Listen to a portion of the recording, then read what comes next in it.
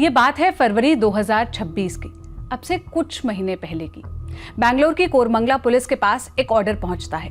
ये ऑर्डर एक ऐसे आदमी को अरेस्ट करने का था जिसे कभी भारत का एलन मस्क कहा जाता था। नाम भाविश अग्रवाल। आरोप एक ग्राहक का स्कूटर जो कंपनी के सर्विस सेंटर में जाकर गायब हो गया। ये कोई फिल्मी कहानी नहीं है, ये उस कंपनी की हकीकत है जो कभी भारत की सबसे बड़ी टैक्सी कंपनी थी, जिसका नाम है ओला। आज इस कंपनी के स्कूटर्स की हालत ये है कि ये सर्विस सेंटर्स के बाहर धूल फाकते हुए पड़े हैं। इन्हीं स्कूटर्स को लेकर जब एक बार एक स्टैंड अप कॉमेडियन ने ट्वीट किया तो कंपनी के फाउंडर पब्लिकली सोशल मीडिया पर लड़ने लगे। इस कंट्रोवर्सी की वजह से कंपनी के शेयर एक ही दिन में लगभग 9% गिर गए।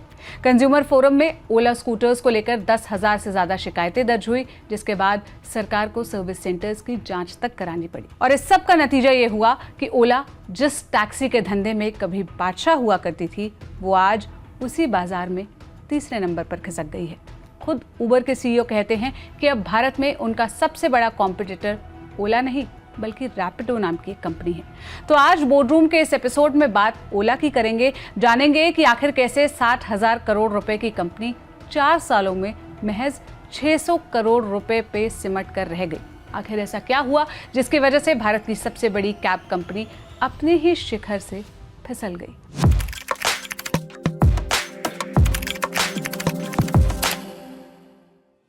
ओला की कहानी शुरू होती है साल 2010 से। बैंगलोर में कुछ दोस्तों ने वीकेंड पर एक रोड ट्रिप करने का प्लान बनाया था। उन्हें बांदीपुर जाना था, जहां पर नेशनल पार्क है, जो लगभग बैंगलोर से 200 किलोमीटर दूर है। इसके लिए किराए पर एक कैब बुक की गई।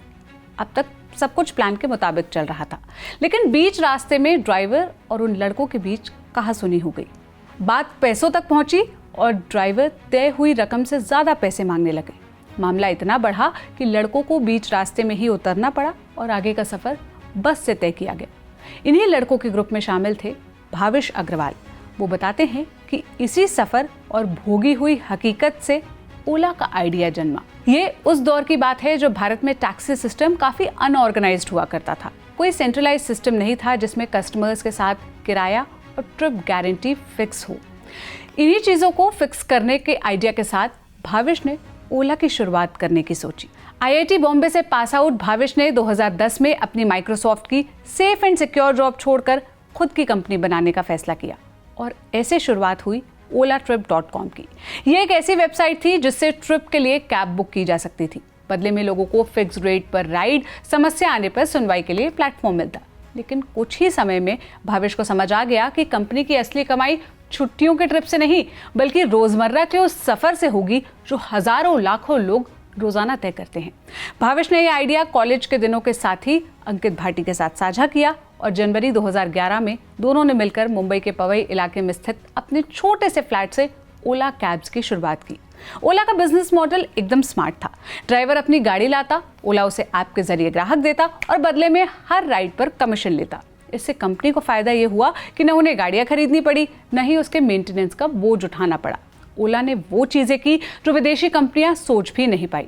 भारत को समझते हुए कैश पेमेंट की सुविधा दी, ऑटो रिक्शा को ऐप से जोड़ा यानी ओला ऑटो, और वे सिर्फ बड़े शहरों तक ही फोकस रखने की बजाय छोटे कस्बों तक भी अपनी सर्विस को लेकर गए। भाविश और अंकित के इस आइडिया पर सबसे पहला इन्वेस्टमेंट किया उनके आईआईटी के साथी जीशान हयात ने। फिर 2011 में उन्हें साथ मिला शादी.com के फाउंडर अनुपम मित्तल का। अनुपम के साथ साथ रेहान यार खान ने भी इन्वेस्टमेंट की। दोनों एंजल इन्वेस्टर्स ने मिलकर करीब 50 लाख रुपए ओला में लगाए और इसके बाद तो मानो इन्वेस्टर्स की झड़ी लग गई। 2012 में टाइगर ग्लोबल ने करीब $4 मिलियन, उस वक्त के हिसाब से मोटा माटी 24 करोड़ रुपए लगाए और फिर अगले साल 2013 में करीब $20 मिलियन यानी 120 करोड़ रुपए इसी कंपनी ने वापस लगाए। 2014 में जापान की दिग्गज कंपनी सॉफ्टबैंक ने ओला को एक ही झटके में करीब $210 मिलियन दिए। उस वक्त के हिसाब से इसकी कीमत हुई 1300 करोड़ रुपए। पैसा आते ही ओला की ग्रोथ रॉकेट की स्पीड से बढ़ी। 2014 आते आते तक वो 100 से ज्यादा शहरों में पहुंच चुकी थी। ओला शेयर्ड कैब्स, ऑटो और फिर बाइक, एक के बाद एक नई सर्विसेज लॉन्च हुई और 2015 में ओला ने भारत में अपने सबसे बड़े कंपटीटर टैक्सी फॉर श्योर को करीब 1250 करोड़ रुपए में खरीद लिया और इसके साथ ही वो भारत की सबसे बड़ी टैक्सी कंपनी बनने में कामयाब हुआ। लेकिन ठीक इसी समय सरहद पार से एक कॉम्पिटिटर ओला का एक छत्र राज खत्म करने की ओर बढ़ चला था।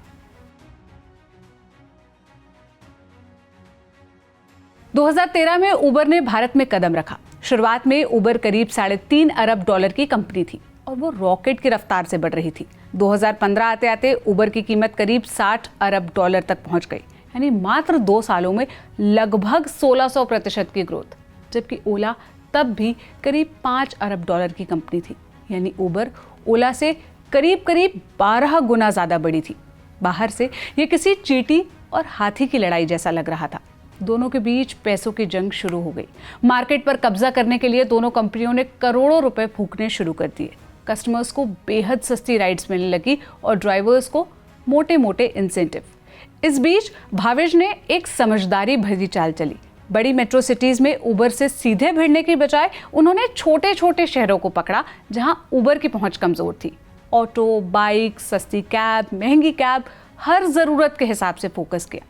ये रणनीति काम कर गई और ओला भारत में अपनी पकड़ बनाए रखने में कामयाब रही। लेकिन इस जीत की कीमत बहुत भारी थी।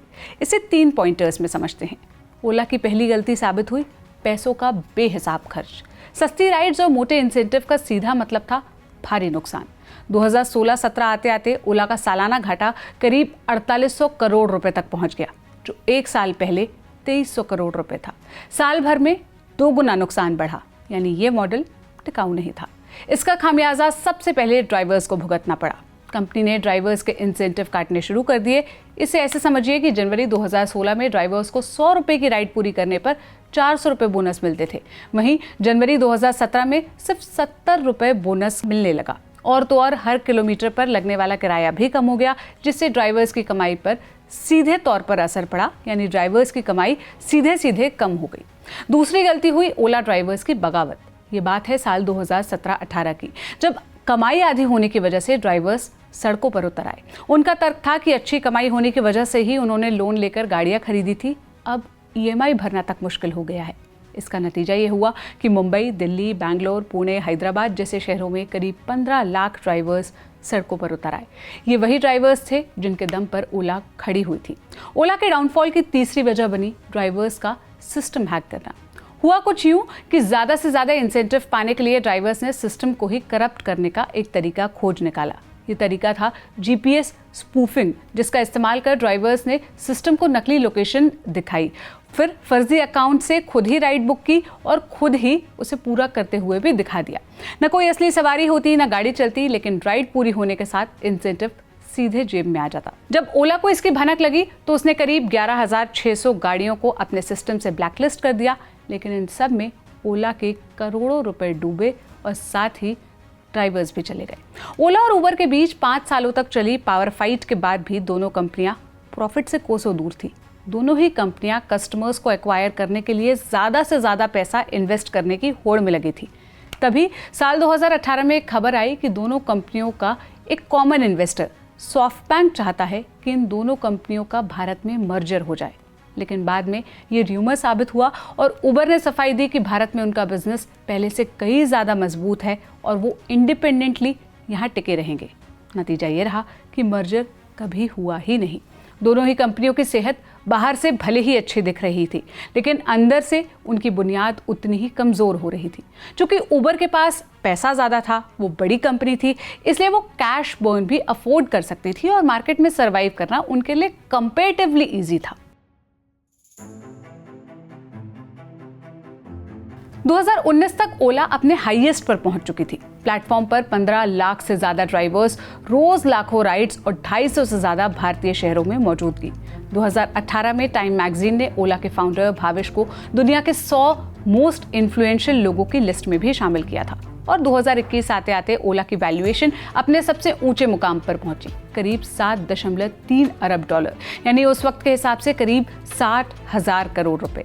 लेकिन भावेश का सपना अब सिर्फ टैक्सी कंपनी चलाना नहीं था, वो भारत के मोबिलिटी सेक्टर की तस्वीर बदलने का ख्वाब देख रहे थे। लेकिन इस बीच कोविड-19 आ गया, पूरे देश में लॉकडाउन लग गया और टैक्सी का धंधा पूरी तरह ठप पड़ गया। ओला की कमाई लगभग 95% तक गिर गई। मई 2020 में कंपनी ने करीब 1400 कर्मचारियों को नौकरी से निकाल दिया। ये ओला के लिए टफ फेज था, लेकिन इस दौर में भाविश ने अपना पूरा ध्यान एक नए सपने पर लगा दिया, इलेक्ट्रिक व्हीकल। ये वो फैसला था जो आने वाले सालों में कंपनी के डाउनफॉल की बड़ी वजह बना। भाविश का सपना था भारत को पेट्रोल डीजल से हटकर बिजली की गाड़ियों पर ले आना। इसके लिए उन्होंने ओला इलेक्ट्रिक की नींव 2017 में ही रख दी थी, लेकिन एक बड़ी समस्या थी। एथर जैसी भारतीय कंपनियां इस मामले में सालों आगे थी और ओला के पास अपना कोई तैयार स्कूटर नहीं था। मई 2020 में ओला इलेक्ट्रिक ने स्कूटर बनाने वाली डच कंपनी इटर्गो को ही खरीद लिया। इस कंपनी ने ऐप स्कूटर नाम की एक प्रीमियम इलेक्ट्रिक स्कूटर बनाई थी, लेकिन पैसों की तंगी की वजह से इटर्गो अपना ये स्कूटर यूरोप में कभी लॉन्च नहीं कर पाई और इसका फायदा ओला ने उठाया। इसी विदेशी स्कूटर को ओला ने अपने पहले प्रोडक्ट ओला S1 का आधार बनाया। ओला S1 का पूरा डिजाइन यानी उसका फ्रेम, सस्पेंशन, ब्रेक और टायर काफी हद तक उसी यूरोपियन ऐप स्कूटर पर बेस था। ओला ने सिर्फ कुछ बदलाव किए और उन्हीं फीचर्स के साथ ये स्कूटर इंडियन मार्केट में उतार दिया। यही ओला की सबसे बड़ी गड़बड़ थी। एक नई गाड़ी को इंडियन रोड्स के हिसाब से पूरी तरह टेस्ट किए बिना ही हड़बड़ी में लॉन्च कर देना और इंडियन मार्केट की डिमांड को मैच करने के लिए उन्होंने तमिलनाडु में मात्र 4 महीने के अंदर ओला फ्यूचर फैक्ट्री सेटअप की। इसकी क्षमता साल भर में 1 लाख स्कूटर बनाने की बताई गई। 15 जुलाई 2021 को ओला ने अपने स्कूटर की बुकिंग शुरू कर दी, वो भी सिर्फ 499 रुपए में। ये पैसा रिफंडेबल था, यानी बुकिंग कैंसिल करने पर पूरा पैसा वापस। इतना ही नहीं, एक इंसान चाहे तो कई स्कूटर बुक कर सकता था। इसका नतीजा ये हुआ कि सिर्फ 24 घंटों में करीब 1 लाख बुकिंग हुई। लॉन्च से पहले ओला ने मार्केट में बढ़िया बज़ बना दिया, लेकिन लॉन्च के बाद ये बज़ सिर्फ हवा साबित हुआ। जैसे ही लाखों स्कूटर्स सड़कों पर उतरे तो शिकायतों का अंबार लगने लगा। स्कूटर की क्वालिटी और उसकी सर्विसिंग दोनों में बड़ी दिक्कतें आने लगी।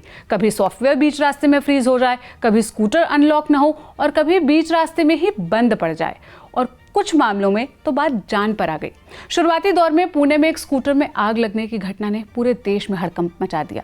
इसके बाद केरला, महाराष्ट्र समेत कई जगहों से स्कूटर में आग लगने या धुआं निकलने की खबरें आती रही, लेकिन सबसे बड़ी समस्या थी सर्विस की।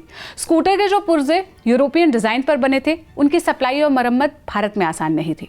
ओला के सर्विस सेंटर्स पर खराब स्कूटरों की लंबी कतारें लगने लगी। एक सेंटर के बाहर 300 से 400 स्कूटर धूल खाते दिखने लगे। कस्टमर्स हफ्तों तक सर्विस सेंटर के चक्कर काटने लगे, लेकिन उनकी गाड़ी ठीक नहीं होती। इस दर्द की गवाही इन आंकड़ों से दिखी। जुलाई 2023 से अगस्त 2024 के बीच सरकार की नेशनल कंज्यूमर हेल्पलाइन पर ओला के स्कूटर्स के खिलाफ पूरी 10,644 शिकायतें दर्ज हुई। शिकायतें अपनी जगह थी, पर सबसे बड़ी समस्या समय पर सुनवाई न होना और उनका समाधान न मिलना था। और जब लोग जवाब न मिलने से परेशान थे, तो इस बीच अक्टूबर 2024 में मशहूर stand up comedian Kunal Kamra ने एक तस्वीर पोस्ट कर दी। इसमें ओला के सैकड़ों स्कूटर्स एक सर्विस सेंटर के बाहर बेकार पड़े दिखाई दे रहे थे। उन्होंने लिखा कि ये स्कूटर ज़्यादातर उन लोगों के हैं जो रोज़ कमाने खाने वाले हैं, जिनकी रोजी रोटी इन्हीं से चलती है। उन्होंने परिवहन मंत्री नितिन गडकरी को टैग कर जवाबदेही सुनिश्चित करने को कहा। इसी ट्वीट का जवाब देते हुए ओला के मालिक भाविश ने कुणाल को फेल्ड कॉमेडियन कहकर तंज किया और साथ ही इल्जाम लगाया कि उनकी पोस्ट पेड है, यानी पैसे देकर लिखी गई है। शिकायत पर ध्यान देने के बजाय भाविश पर्सनल हो गए थे। उनके जवाब ने आग में घी डालने का काम किया था। इस कंट्रोवर्सी का नतीजा ये रहा कि सैकड़ों नाराज ग्राहकों ने अपनी शिकायतों का पिटारा खोल दिया। 7 अक्टूबर 2024 को कंज्यूमर रेगुलेटर CCPA ने ओला इलेक्ट्रिक को शो कॉज नोटिस भेजा। NCH पर आई 10,000 से ज्यादा शिकायतों की जांच के बाद CCPA ने कंपनी के खिलाफ क्लास एक्शन शुरू किया। आरोप थे कंज्यूमर राइट्स के उल्लंघन के, सर्विस में कमी के, भ्रामक विज्ञापन और अनफेयर ट्रेड प्रैक्टिसेस के। ओला ने दावा किया कि उसने 99% से ज्यादा शिकायतें हल कर दी है, लेकिन CCPA की अपनी जांच में कुछ और ही निकला। सैंपल में लगभग 99% ग्राहकों ने कहा कि उनकी समस्या ठीक से हल नहीं हुई है। ओला ने इस नोटिस को कोर्ट में चुनौती दी, लेकिन जनवरी 2025 में कर्नाटका हाईकोर्ट ने भी कंपनी को राहत देने से मना कर दिया और CCPA की जांच में सहयोग करने का आदेश दिया। मुसीबतें यहीं नहीं रुकी। सेबी ने भी कंपनी को एक चेतावनी भेजी, क्योंकि भाविश ने स्टोर खोलने के लिए एक बड़ी घोषणा पहले सोशल मीडिया पर की और फिर स्टॉक एक्सचेंज को इस बारे में बताया। इन सब का असर सीधे तौर पर शेयर मार्केट में दिखा। अगस्त 2024 में जो शेयर ओला के अपने शेयर ऑल टाइम हाई पर थे, वो अगले कुछ ही महीनों में 60% से ज्यादा गिर गए और फिर स्कूटर सेलिंग के आंकड़े ही एक बड़े विवाद की वजह बन गए। फरवरी 2025 में ओला ने 25,000 स्कूटर बेचने का दावा किया, लेकिन सरकारी वाहन पोर्टल पर केवल 8600 रजिस्ट्रेशन ही हुए। इतने बड़े डिफरेंस पर घोस्ट सेलिंग के आरोप लगे और सेबी से लेकर मिनिस्ट्री तक ने इसकी जांच शुरू कर दी। इन सब के बीच 2026 आते आते कंपनी की मंथली स्कूटर सेलिंग गिरकर 5वें नंबर पर पहुंच गई। इस पूरी कहानी में सबसे बड़ा मोड़ तब आया जब फरवरी 2026 में भाविश अग्रवाल को अरेस्ट करने का आदेश आया। हुआ यूं कि गोवा के एक कस्टमर ने करीब 1.5 लाख रुपए में ओला S1 प्रो स्कूटर खरीदा था। स्कूटर में दिक्कतें आई तो उन्होंने उसे वास्को के सर्विस सेंटर में जमा करवा दिया, पर उसके बाद स्कूटर वहां से गायब हो गया। किसी को नहीं पता कि वो कहाँ है। परेशान ग्राहक साउथ गोवा के कंज्यूमर कमीशन तक पहुंचे। कमीशन ने खुद भाविश अग्रवाल को पेश होने का आदेश दिया। जब वो पेश नहीं हुए तो कमीशन ने उनके खिलाफ बेलेबल अरेस्ट वारंट जारी कर दिया और बैंगलोर पुलिस को उन्हें पेश करने को कहा। एक कंपनी का मालिक जो खुद को भारत का एलन मस्क कहता था, वो अब एक स्कूटर की वजह से गिरफ्तारी के कगार पर खड़ा था। बाद में बॉम्बे हाईकोर्ट की गोवा बेंच ने इस वारंट पर रोक लगा दी, ये कहते हुए कि कमीशन ने अपने अधिकार क्षेत्र से बाहर जाकर वारंट जारी किया था। ओला के लिए असली मुसीबत तो तब शुरू हुई जब भाविश का पूरा ध्यान ओला इलेक्ट्रिक पर लगा हुआ था। उसी समय उनकी असली कंपनी ओला कैब्स के पैरों तले जमीन खिसक रही थी और इसकी वजह एक नई कंपनी थी, रैपिडो, जिसे शुरू में किसी ने गंभीरता से नहीं लिया। यहाँ रैपिडो की कहानी समझना बहुत ज़रूरी है। इसे 2015 में 3 लोगों ने बैंगलोर से शुरू किया था, अरविंद साका, पवन गुंटुपल्ली और ऋषिकेश SR। इन्होंने ऑब्जर्व किया कि भारत में करीब 75% गाड़ियाँ 2 पहिया है और छोटे शहर में 4 से 5 किलोमीटर के सफ़र के लिए एक पूरी कार बुक करना न सिर्फ महंगा है बल्कि बेकार भी है। इसी को मौके की तरह देखते हुए रैपिडो ने शुरू की बाइक टैक्सी, यानी मोटरसाइकिल पर पीछे बैठकर सस्ती और तेज राइड। और यही ओला और उबर ने सबसे बड़ी भूल की। उन्होंने इस बाइक टैक्सी वाले आइडिया को छोटा मोटा समझकर नजरअंदाज कर दिया। उन्हें लगा कि असली पैसा तो कार में है, ये बाइक वाला धंधा कोई मायने नहीं रखता। रैपिडो के बिजनेस मॉडल ने पूरा खेल ही लेकिन पलट दिया। इसे ऐसे समझिए कि जहां ओला और उबर अपने ड्राइवर्स से हर राइड पर 25 से 30% कमीशन काटते थे, वहीं रैपिडो ने इसकी जगह एक सब्सक्रिप्शन मॉडल लाया, यानी ड्राइवर एक छोटा सा प्रीमियम फीस देता, जिसके बाद राइड से हुई पूरी कमाई उसकी होती थी। इसमें कोई कमीशन सिस्टम नहीं था। इसका नतीजा ये हुआ कि बड़ी संख्या में ड्राइवर्स आए और राइड्स भी सस्ती हो गई। रैपिडो की पूरी कहानी को समझने के लिए कुछ आंकड़ों पर ध्यान देना होगा। रैपिडो की कमाई फाइनेंशियल ईयर 2022 में 145 करोड़ रुपए थी, जो फाइनेंशियल ईयर 2024 में बढ़कर 648 करोड़ रुपए हो गई, यानी सिर्फ 2 साल में करीब 4.5 गुना की बढ़ोतरी। 2024 में रैपिडो के ऐप के 3.5 करोड़ नए डाउनलोड हुए, जबकि इसी दौरान उबर के 1.77 करोड़ और ओला के महज 1.73 करोड़। असली गेम तो तब पलटा जब जनवरी 2024 में मंथली एक्टिव यूजर्स के मामले में रैपिडो ने उबर को भी पीछे छोड़ दिया। फिर तो ऐसे लगा मानो उसकी रफ्तार को पंख लग गए हैं। फरवरी 2025 में रैपिडो के करीब 4.2 करोड़ यूजर थे, जो फरवरी 2026 यानी 1 साल के अंदर बढ़कर 7.4 करोड़ हो गए। इसी दौरान उबर करीब 3.8 करोड़ पर ठहरा रहा और ओला करीब 2.6 या 2.7 करोड़ के बीच ही अटक कर धीरे धीरे और नीचे खिसकने लगा। यानी 2026 आते आते अकेले रैपिडो के यूज़र ओला और उबर के कंबाइंड यूज़र से भी ज़्यादा हो गए। तो अब ज़रा सोचिए, जिस कंपनी को कोई गंभीरता से नहीं ले रहा था, अब दोनों दिग्गज कंपनियों पर वो भारी पड़ रही है। बाइक टैक्सी में रैपिडो का दबदबा 60% से ऊपर पहुंच गया है। वहीं अप्रैल 2025 तक कैब राइड का भी 20% हिस्सा रैपिडो ने हथिया लिया है। मार्केट की बदलती स्थिति को देखते हुए उबर के CEO दारा खुर्सशाही ने एक पॉडकास्ट में कहा, पहले ओला हमारे सबसे बड़े कॉम्पिटिटर हुआ करते थे, पर अब भारत में हमारी सबसे कड़ी टक्कर रैपिडो से है।